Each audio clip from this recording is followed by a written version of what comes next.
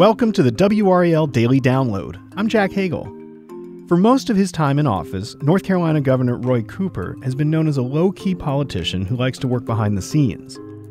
But in recent weeks, we've seen a different Cooper, more aggressive, more outspoken, more publicly critical of his Republican opponents. WRAL state government reporter Will Doran was part of a team of reporters who wrote about the transformation at WRAL.com. And he joins us now. Will, good to see you again. Thanks for having me. In recent weeks, Governor Cooper has really been on the offensive. What issues has he been focused on, and how is the approach different from before? So the two main issues that we've seen him focused on so far have been abortion and public schools, especially with a big change to expand the private school voucher program. And the approach is, in a lot of ways, a 180. I mean, Cooper in his first, most of his time as governor has been kind of boring a lot of times. He obviously he'll get out there and speak, but, he's never really been known for holding these big rallies and things like that. And now he's doing that. He drew a couple thousand people to downtown Raleigh when he vetoed the abortion bill. He's been crisscrossing the state to talk with doctors about the abortion bill, to talk, at elementary schools about his concerns about public schools, and is really trying to be a lot more out front and visible than he really has been in the past. Even when we have, big political fights in the past, I think there's definitely a change now to be a little bit more aggressive. Now, he only has a little bit of time left in his second term. Why is he changing tactics now? The big thing is the math has changed, just the reality on the ground inside the legislature. He no longer can just expect when he vetoes a bill that it'll hold up. In the first few years when he was governor, Republicans had a supermajority. Cooper vetoed a ton of bills, almost 25 of them, and they overrode every single one. But then in 2018, Democrats came in, they flipped enough seats to get rid of that GOP supermajority. Cooper kept vetoing bills, and what changed?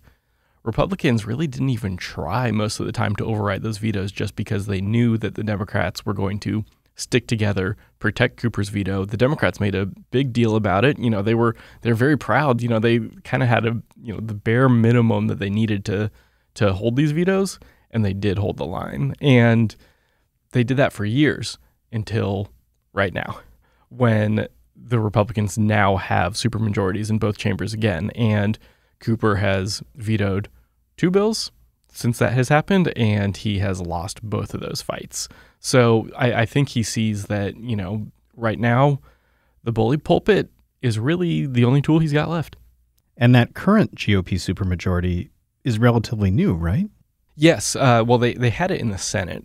They won that in the 2022 elections. They were 1 seat short in the House until, as listeners of this podcast probably know, Tricia Cotham switched seats. She was a Mecklenburg Democrat, is now a Mecklenburg Republican. And, she actually made a big deal when she flipped about how Cooper does work behind scenes to kind of pressure Democrats and try to keep them in line and, and make sure that his vetoes can hold up. And, it seemed that she chafed at that enough that she, was willing to give Republicans that final vote they needed for the supermajority to overturn his vetoes.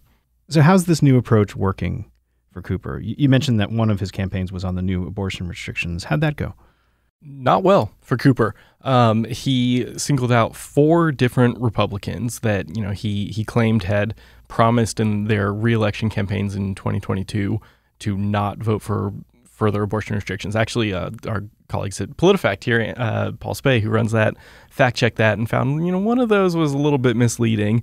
But regardless, all of those Republicans in the end did vote for overriding the abortion bill and passing it into law. So his pressure campaign did not work.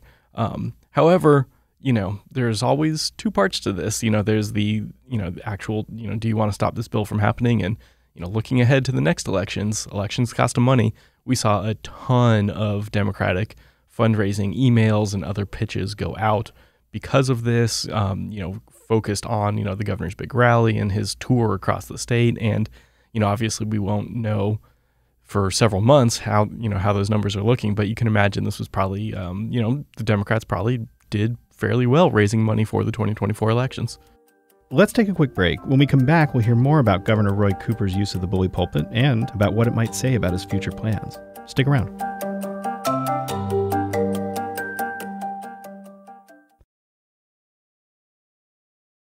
Welcome back to the WRAL Daily Download. We're talking with WRAL state government reporter Will Doran about Governor Roy Cooper, who is navigating a lame duck term. Will, give me some color here. You mentioned the rally. You mentioned the visit to elementary schools. What does this new Cooper look like on the ground in practice? Yeah, he's really stepped into it. And of course, Cooper has been a politician for decades, first in the state legislature, then as attorney general, now as governor. So, he's not a newcomer to the world of retail politics, but he is really leaning into it now. We mentioned when he vetoed that abortion bill, he drew a couple thousand people to downtown Raleigh on a Saturday for that rally, and big speeches, lots of signs, people chanting. We noted that, of course, in the end, Republicans were still able to override that veto, but that's kind of how people get organizing. I've talked to several lawmakers who said, my first foray into politics was when I came out to a protest, and then started doing it, and then I decided to run for office. So that's kind of how the Democratic Party gets people going, and and then he's also been doing these roundtables, on the abortion bill, talking to doctors to try to hammer home the point that hey, doctors are opposed to this law. They do not want it to happen. And now he's at elementary schools. Our colleague Emily Walkenhorst was at a school with him recently where he was with some second graders, and Cooper is just relentlessly on message. And he's a lawyer. He speaks very carefully, and he's really good about sticking to his message. And so she reported for this article we wrote that he was talking to some second graders, and just asking them, what's your favorite class? And apparently all of them, or almost all of them, said art. And he just immediately is like, well, when politicians cut funding to public schools, art is the first thing to go. Subtext of hey, kids, go home and tell your parents that, the mean legislature is trying to take away your favorite class at school. So he's really leaning into it and, trying to kind of build that grassroots support, that Democrats, frankly lacked in 2022. They lost a lot of elections in 2022, all the statewide ones. Republicans gained back that supermajority. It was a rough year for Democrats, and looking ahead, they're going to need voters to be a little bit more energized than they have been in the past. So what are the reviews of the new Cooper? What are people in his own party saying? What are his Republican opponents saying? Well, Republicans say that this just reeks of desperation, that, he just can't do anything because they, as we've mentioned, have that supermajority. His vetoes don't really hold any weight anymore.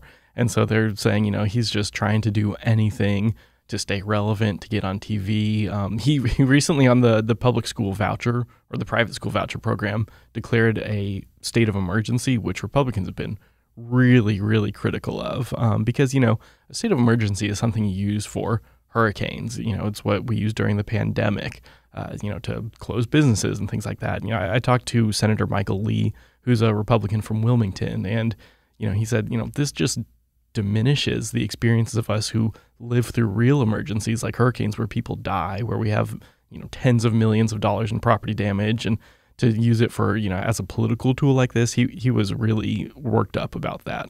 So he called it a state of emergency. Is this a real state of emergency?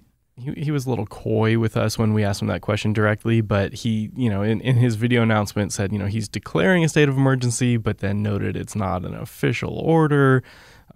So, I don't think there's maybe there's a big button that says state of emergency inside the governor's mansion, and maybe he hasn't pressed that one yet. But he sent out press releases calling it a state of emergency. He's put out this video about it. So he clearly wants people to think this is an emergency that we are in, whether or not that official order has gone out for it. It's clear he's got nothing to lose here. He doesn't have much time left in office, and some of the experts you quote even say as much. What does he have to gain from this new approach? Enthusiasm. As we mentioned before, a lot of this is looking ahead to 2024. Reverend William Barber was at the state legislature recently, the former head of the NAACP, who led the big Moral Monday protest several years ago that brought thousands of people to the legislature, and he called on Cooper to do more. He said, this is a good start. He's holding a couple of these rallies, but he needs to have rallies on this topic. He needs to have rallies on that topic. He needs to really amp this up. And, and he made that direct connection to next year's elections. He said, Republicans are doing all this stuff now. It's early 2023. Voters are going to need to have a long memory for when they're going to the polls in a year and several months and remember. And so that's really what Cooper is aiming to do at this point. I think he may not say it publicly, but, the vetoes aren't gonna hold. Republicans are going to hold the line, just like Democrats held the line several years ago on vetoes. And so, a lot of this is looking ahead to, just Cooper is the leader of the party. Even though, yes, he is a lame duck governor, he can't run for a third term. He's still the top Democrat, the most popular Democrat in the state, and he needs to be out front on the issues that people in his party care about. Can you imagine what Democratic voters would be saying if they weren't doing anything? They were just kind of letting this happen. People would be very displeased. Attorney General Josh Stein has announced his plans to seek the Democratic Party's nomination for governor in 2024. How can Cooper's approach now set the stage for that race? That is going to be probably one of the biggest governor's races in the whole country next year, with it being an open seat and, all of these issues, that we're going to have, dealing with in the future. And so, yes, Josh Stein, the AG Democrat, is the likely nominee on the Democratic side of the aisle. Republican side of the aisle, they're going to have a primary. We still kind of have to sort that out. But, when Cooper has won in the past, especially when he beat Pat McCrory in 2016, he won that race by like 0.2% of the vote. I think it was 10 or 15,000 votes. And Cooper did it by outspending McCrory by millions of dollars. I mean, it was a really expensive race, and the majority of the funding was on Cooper's side, and he barely eked out the win there. So, I think a lot of people are expecting that, Stein will need to run a similar campaign. If he's going to beat whoever the Republican nominee is, he's going to need to raise tens of millions of dollars for this race. And, it starts now. And like we said, Cooper is a prodigious fundraiser. Now, he spent a lot of the money that he had in 2022 trying to help Democrats. And so, they're kind of starting from scratch a little bit. But, this is, a lot of this is really aimed at, helping Stein fill Cooper's shoes as governor and, get into the governor's mansion. And, because then that also makes the math different for a lot of things in the future in the legislature. If they've got a Republican governor, they don't have to worry about getting every single Republican lawmaker on board with something. They can act even a little bit more aggressively, pass things that even some Republicans oppose, as long as a Republican governor would be willing to sign it into law. So that's going to be kind of the messaging that you're going to hear from Democrats from here until the 2024 elections are over. So by being aggressive now, the expectation is that voters will turn out in 2024 and they'll pony up the dollars in the meantime. Exactly. And what about Cooper? Is there something more than just preaching his party's positions? Can he get anything out of this personally, politically? There's been long speculation of what is next for Cooper because, he's been in politics basically his whole life, and he's still relatively young. And so people think, he's got to do something. He just ended a term as the national chair of all the Democratic governors. There was speculation that he might be a presidential or vice presidential candidate this year if Joe Biden hadn't decided to run for re-election. Obviously, Biden is running for re-election, so, people, again, speculate, okay, well, is Cooper setting himself up for some sort of cabinet job, or could he maybe be wanting to run for U.S. Senate in a few years? That's all speculation. Cooper has played this very close to the vest. He's not given any sort of hints of what his future plans are, but everyone in state politics is working on the assumption that he does have some sort of future plans. So that is probably a podcast for another day. Well, I know you'll be watching, and I know you'll be back when that podcast happens. Thanks, Will. Thank you. That's WRAL state government reporter Will Doran. For his in-depth story on Governor Cooper, visit nccapital.com. I'm Jack Hagel. Thanks for joining us, and thanks for listening to the WRAL Daily Download and for making us part of your morning routine. Another great way to get WRAL news is the Morning Briefing newsletter. It's a daily email with Triangle news, events, and headlines to help you get ready for the day. Sign up at WRAL.com/newsletter.